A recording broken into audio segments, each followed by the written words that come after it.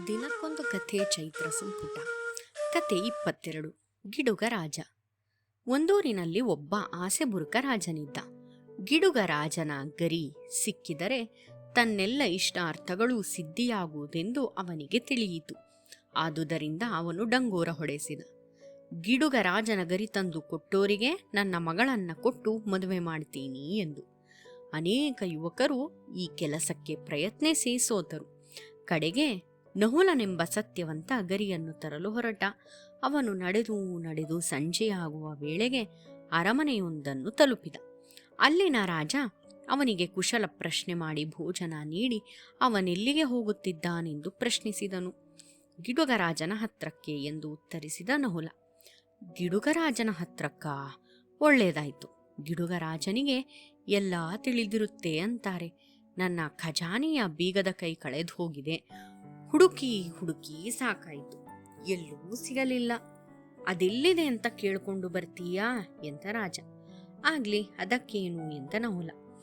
ಮಾರನೆಯ ದಿವಸವೆಲ್ಲ ನಡೆದು ರಾತ್ರಿಯ ಹೊತ್ತಿಗೆ ಇನ್ನೊಂದು ಅರಮನೆಯ ಹತ್ತಿರ ಬಂದ. ಅಲ್ಲಿನ ರಾಜ ಅವನಿಗೆ ಊಟ ಕೊಟ್ಟು ಸತ್ಕರಿಸಿ, ಹೇಗೂ ಗಿಡುಗರಾಜನಲ್ಲಿಗೆ ಹೋಗ್ತೀಯಾ?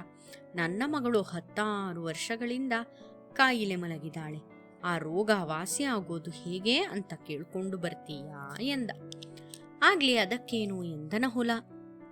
ಮರುದಿನ ಹೊರಟಾಗ ದಾರಿಯಲ್ಲಿ ದೊಡ್ಡ ನದಿಯೊಂದು ಸಿಕ್ಕಿತು. ಅದನ್ನು ದಾಟಲು ದೋಣಿ ಇರಲಿಲ್ಲ. ಅದರ ಬದಲಿಗೆ ರಾಕ್ಷಸನೊಬ್ಬನಿದ್ದ.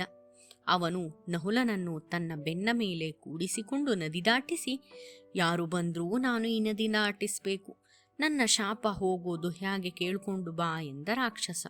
ಅದಕ್ಕೂ ಹೂ ಎಂದ ನಹುಲ. ಕಡೆಗೆ ಅವನು ಗಿಡುಗರಾಜನ ಅರಮನೆಗೆ ಹೋದ. ಅಲ್ಲಿ ಗಿಡುಗರಾಜನ ಹೆಂಡತಿ ಇದ್ದಳು.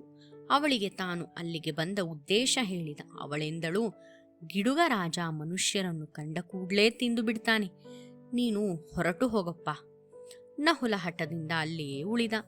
ಗಿಡುಗರಾಜನ ಹೆಂಡತಿ ಕನಿಕರದಿಂದ, ನಿಂಗೆ ಅಷ್ಟು ಹಠ ಇದ್ರೆ ರಾಜನ ಹಾಸಿಗೆಯ ಕೆಳಗೆ ಕೂತ್ಕೋ, ಅವನು ನಿದ್ದೆ ಮಾಡಿದಾಗ ಒಂದು ಗರೀನೂ ಕಿತ್ಕೋ.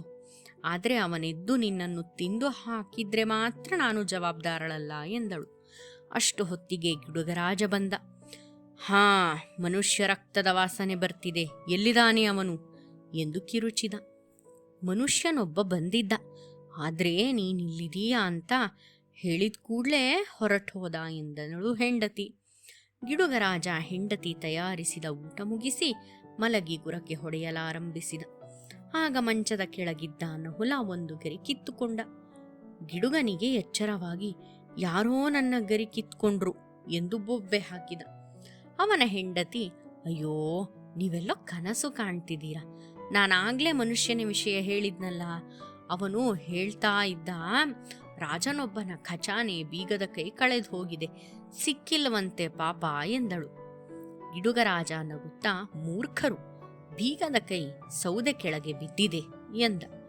ಹೆಂಡತಿ ಮುಂದುವರಿಸಿದಳು, ಆ ಮನುಷ್ಯ ಇನ್ನೂ ಒಂದು ವಿಚಿತ್ರ ಸಂಗತಿ ಹೇಳ್ದ. ರಾಜನೊಬ್ಬನ ಮಗಳಿಗೆ ಎಷ್ಟೋ ವರ್ಷದಿಂದ ಕಾಯಿಲೆಯಂತೆ. ಇವರಿನ್ನೂ ದೊಡ್ಡ ಮೂರ್ಖರು. ರಾಜಕುಮಾರಿ ಕೂದಲಿನಿಂದ ಕಪ್ಪೆಯೊಂದು ಮೆಟ್ಟಿಲ ಕೆಳಗೆ ಗೂಡು ಕಟ್ಕೊಂಡಿದೆ. ಆ ಕೂದಲನ್ನು ತೆಗೆದುಕೊಂಡ್ರೆ ರಾಜಕುಮಾರಿ ಹುಷಾರಾಗ್ತಾಳೆ. ಆ ಮನುಷ್ಯ ನದಿ ದಾಟಿಸೋ ರಾಕ್ಷಸನ ವಿಚಾರವೂ ಹೇಳ್ದ. ಅವನಿಗೆ ಶಾಪವಿದೆಯಂತೆ. ನಂಗೆ ನಿದ್ದೆ ಬರ್ತಾ ಇದೆ, ಸುಮ್ಮನೆ ಮಾತಾಡಿಸ್ತೀಯ. ಆ ರಾಕ್ಷಸ ಪ್ರಯಾಣಿಕನೊಬ್ಬನನ್ನು ನದಿಯಲ್ಲಿ ಎತ್ತಿ ಹಾಕಿದ್ರೆ ಶಾಪದಿಂದ ವಿಮುಕ್ತನಾಗ್ತಾನೆ ಎನ್ನುತ್ತಾ ಗಿಡುಗರಾಜ ನಿದ್ದೆ ಮಾಡಿದ. ನಹುಲ ಮೇಲೆದ್ದು ನುಸುಳಿ ಹೊರಬಂದ. ಅವನು ನಡೆಯುತ್ತಾ ಹೊರಟಾಗ ರಾಕ್ಷಸ ಸಿಕ್ಕಿದ. ನದಿ ದಾಟಿಸಿದ ಮೇಲೆ ಅವನ ಶಾಪ ಮುಕ್ತಿಯ ಬಗ್ಗೆ ಹೇಳಿದಾಗ ರಾಕ್ಷಸ, ನೀನು ನನಗೆ ತುಂಬಾ ಉಪಕಾರ ಮಾಡಿದೆ, ಇನ್ನೊಂದ್ಸಾರಿ ನದಿಲಿ ಕರ್ಕೊಂಡು ಹೋಗ್ತೀನಿ ಬಾ ಎಂದ. ಬೇಡಪ್ಪ ಸದ್ಯ ಎನ್ನುತ್ತಾ ನಹುಲ ರಾಜನಲ್ಲಿಗೆ ಬಂದು ಅವನ ಮಗಳ ಕಾಯಿಲೆ ಗುಣವಾಗುವ ಬಗೆ ಹೇಳಿದ. ಆತ ಕೊಟ್ಟ ಮುತ್ತು ರತ್ನಗಳನ್ನು ತೆಗೆದುಕೊಂಡು ಇನ್ನೊಬ್ಬ ರಾಜನಲ್ಲಿಗೆ ಹೋದ. ಆತನ ಖಜಾನೆಯ ಬೀಗದ ಕೈ ಸಿಕ್ಕಿದುದರಿಂದ ಅವನಿಂದ ಹೇರಳ ನಾಣ್ಯಗಳು ದೊರಕಿದುವು. ಅವೆಲ್ಲವುಗಳೊಡನೆ ರಾಜಧಾನಿ ತಲುಪಿ ರಾಜನಿಗೆ ಗರಿ ಕೊಟ್ಟ. ರಾಜ ಅಸೂಯೆಯಿಂದ, ಇಷ್ಟೊಂದು ಹಣಕಾಸು ಎಲ್ಲಿ ಸಿಕ್ತು ಎಂದು ಕೇಳಿದ. ಗಿಡುಗರಾಜ ಕೊಟ್ಟ ಎಂದ ನಹುಲ.